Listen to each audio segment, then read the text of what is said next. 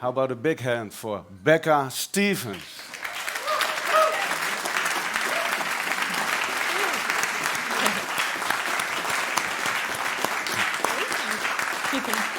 Did I sit here? Yeah. Okay.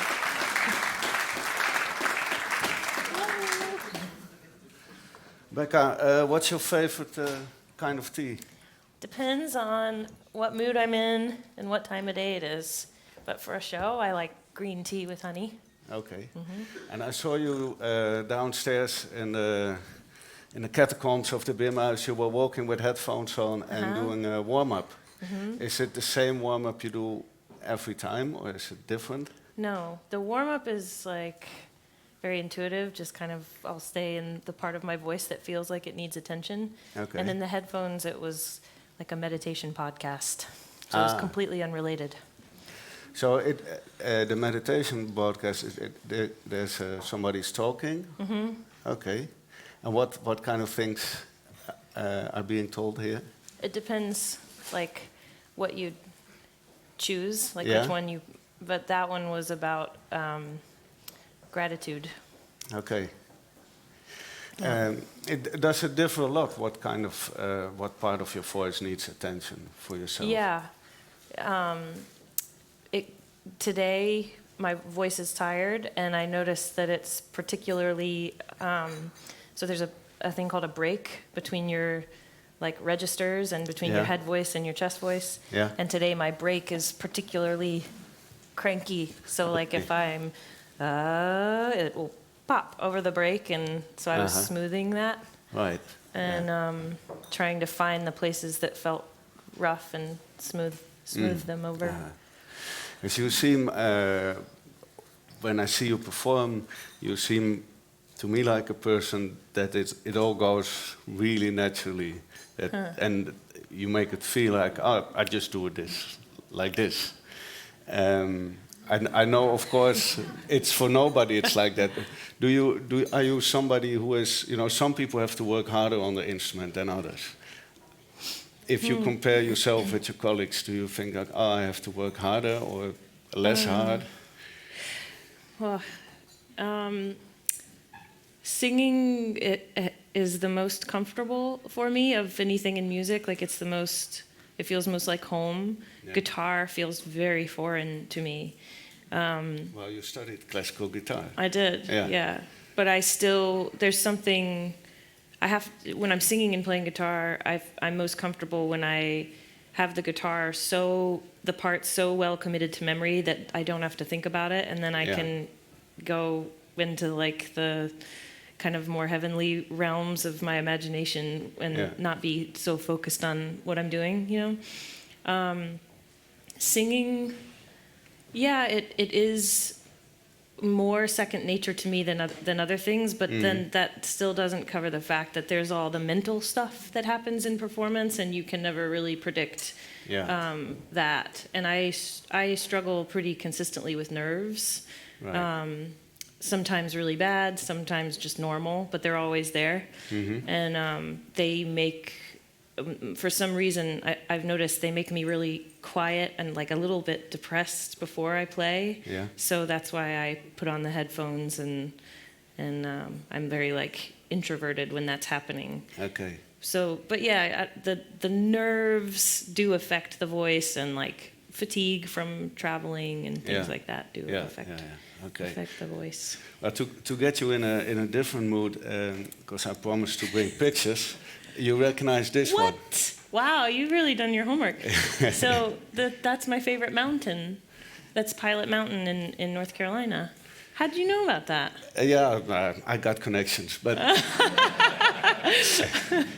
and I'm creepy maybe, but no, I'm not.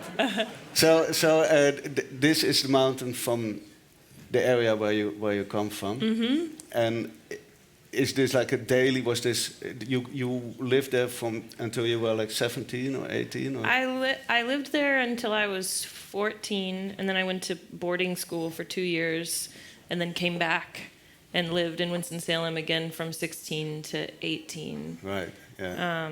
And during those years, I would go there with my friends all the time, and bring a lunch or just hike around, and it's a beautiful place. Was it so to go there with your friends? Was it you bring booze and you bring ghetto blasters, or was it more like a nature, or was it a nature trip? It was more of a nature trip. There Okay. may have been some pot smoking at one point, but no booze and ghetto blasters. No. Okay. Okay. All right. Because this is in the Appalachian Mountains in North Carolina, and what I always understand that this environment has a big influence on your music, and Yeah. also the traditional music from that era. Yeah.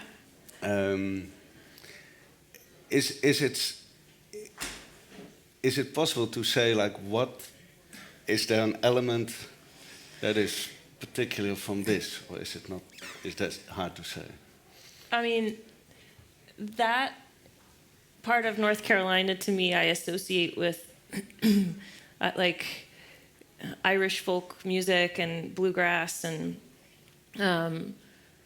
Lydian sounds, like sharp 11s, and stuff that feels like it's dancing and rejoicing, but also like emotional. And I don't know, there's something about the rolling hills that I associate with that music. And then also like driving around as a kid. My dad played a lot of like Bothy band and different like really interesting Irish folk bands. Yeah. And he's a really great composer, but when he was my age or a little younger, he was in bluegrass bands and was played a bunch of different instruments in those bands. So like fiddle, banjo, hammer dulcimer, hurdy-gurdy, keyboards, guitars, mandolin, and all these things are like laying around the house. So I very much associate those sounds with driving around in the mountains of North Carolina, going to visit my grandmother in western North Carolina and seeing the Blue Ridge Mountains and stuff. Yeah, yeah. You mentioned a technical term, a sharp 11. That is it possible to? Yeah, it's a big interval, but is it possible to show what? Yeah, so a normal major scale is 1, 2, 3, 4, 5, and then with the sharp 4 or the sharp 11, 1, 2, 3, 4, 5, 4, 3, 2, 1. It has this really dreamy. To me, like it feels like beautiful mountain range. Yeah. All right. You mentioned your father and his bands. There's also another band he had. It's this band. Oh my gosh! He's a stalker! Everybody run!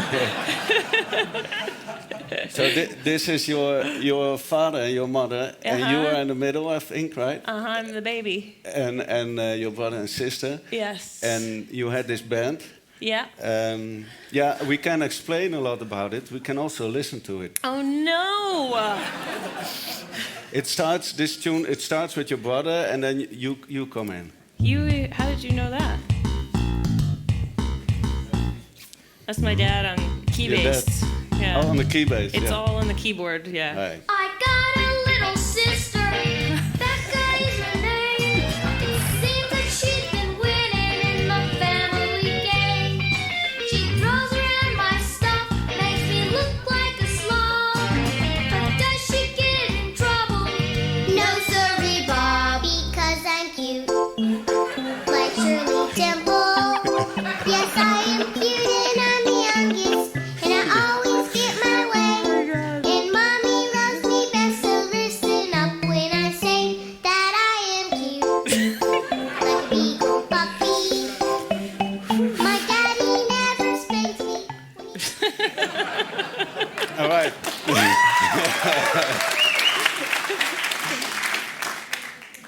There is this family bands with young children, and then later in life, you don't always hear good stories. Not everybody is happy in hindsight with being as a kid in a band like that. But how do you look back on it? Because you were already, I think you were only a couple of years old, and you were already on the stage. But even before then, they just put me in a bassinet on the stage when they were performing in lieu of getting a babysitter. So the whole time, it was just what I knew, you know. But I think the fact that none of us resentfully turned away from music is a testament to how my dad and mom approached the situation. Yeah. Like it was never forced on us. It was something that we enjoyed doing. Although I do remember working hard. Like I remember rehearsing a lot, and but it wasn't something that I resented. I really liked it, and my parents made it fun, and my dad. The music evolved with us. Like he wrote music that he knew we would like to sing. Your dad, right? Yeah. Yeah. Like my brother, being the oldest one, when Toon Mammals retired, he was already 9, maybe 10 years old actually, and so my dad was trying to write stuff that would be like cooler for him to sing. Okay. There's a song called "My Boy Bill Talks Backwards" that the hook is a palindrome, and his character in the song says everything backwards, but then leading up to the chorus, it's like he'll say a word and it's the same forwards as it is backwards. And my dad wrote some things in there that we would say mad and Bill would say damn, you know. It's like, oh, he said a cuss word, oh my God. So he would write stuff that, you know, he found ways of like keeping us excited about it, I guess.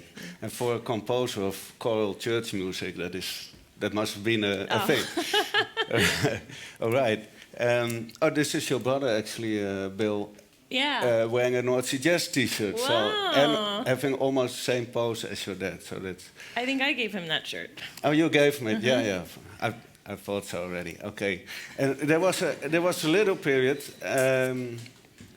that you sang in the Björkestra, and the orchestra singing music by Björk, however you say it in the States. This is a picture from last week. She was at La Guess Hoover Festival in Utrecht, and she had a secret DJ gig. So there were all plants around her, so nobody knew really if it was her or not. She was DJ. So cool. But singing this music of Björk, is it? I don't literally hear it in your music. The influence a lot. How was it for you? Was it like a technical exercise, or did it also give you new light on singing?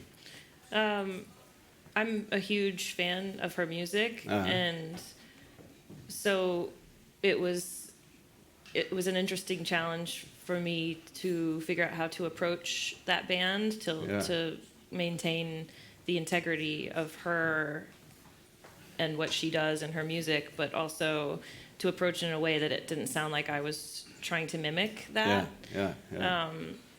And finding a way to sing. I mean, she has a very specific way of like belting the music, and initially I tried to sing full voice, like belting the songs, and it just wasn't right for my voice, and it did feel a little like mimicky.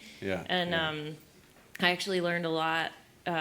I took those songs into my lessons in college, my vocal lessons, and learned a lot about how to sing sing that kind of music and sing in that register in a healthy way. It was a really beautiful learning experience. Being able to like sing full volume over a big band and those songs, and but more than anything, just like having the opportunity to sing her repertoire was amazing. I can imagine. Well, talking about more recent opportunities, you are on the road really a lot, not only with your own band, but also with this gentleman, Mr. Crosby. I brought a little clip from this band because I think it's interesting. We are golden, and we got to get ourselves back to the garden.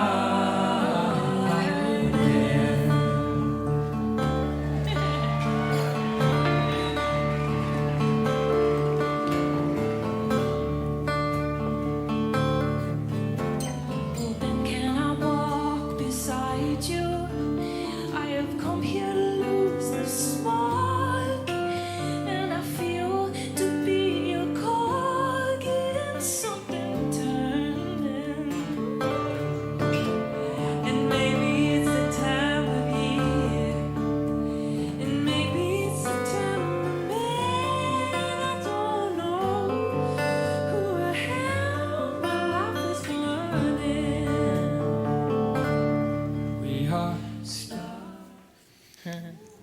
That was actually yeah. So that band is Dave Crosby. Then it's Michelle Willis. She just sung that last part. She's on the keyboards tonight. And my colleague from Snarky Puppy, the godfather of the Snarky Puppy crew. This. How did this band come about? Because I'm wondering, because you are, in the last couple of years, you surrounded yourself with a lot of musicians, like a family. You play in each other's project, on each other's records. How did this band come about? So I met David the day that I arrived for rehearsals on the Snarky Puppy Family Dinner Volume 2. Yeah. And David got there early and went to everyone's rehearsals. He was like so hungry. He loves hearing everything and soaking it all in. And so during my rehearsal, he was sitting with his wife behind me. And after I finished my song, he came up to me and he was like, "You're fucking weird. We should write a song together." And then a few weeks later, he sent me a folder of lyrics and said sort of like, "Have at it, pick, none of these are set to music." And the title of the record is Lighthouse. Right. And then Michael, who produced it, had the idea of having Michelle and I come in and sing on it. And when they were mixing that song and listening back to it, David said, "That's the band that I want to tour this record." So we toured the record Lighthouse, and then because of that song, basically became the Lighthouse Band. Yeah, okay. Yeah, this and actually this family and a lot of more people are now all on your new record, which is due in 2 days, the EP, Wonder Bloom it's called. There are more or less 40 musicians on this album. It's really a next step, I have the idea, for you. At least I didn't hear all of it, but there's some material online. You put a single online. Really poppy. Yeah. And more electronic. And so is this the influence from all the people you worked with from the last couple of years? Or? I don't know. My intention on this record, like a couple years ago, or even a year ago, if you had talked to me, I would have said, "Oh yeah, this one's going to be really intimate and, song-driven with sparse arranging."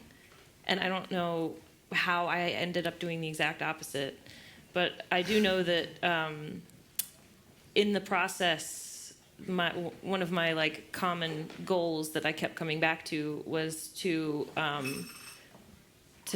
anything that felt too challenging or scary, to face it head on and to like really get into it. And because of that, I ended up getting really excited about challenges and like anything that I struggled with, I would go to the extreme opposite of embracing it. Such as like I've always been kind of insecure about being a tall person, and I was like, well, fuck it, I'll wear platform shoes, and then I'll be more like the Titan Arum, the flower that inspired the title, which is like 8 feet tall. And but collaborating on my music, collaborating is one of my favorite things in the whole world. It makes music writing so much more free and fun. You're hanging out with someone. But collaborating on my music is something that's always been like a little bit nerve-wracking for me, because you're relinquishing that control a little bit. And so as soon as I noticed that fear, I was like, all right, well, let's go hard. And so I brought like 40 some odd people into the process, and I'm so glad that I did, because somehow I ended up finding this new area of myself that I'd never accessed before.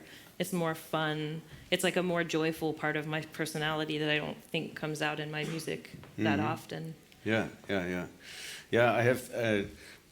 I brought a video clip you made with Jacob Collier, but the screen doesn't work.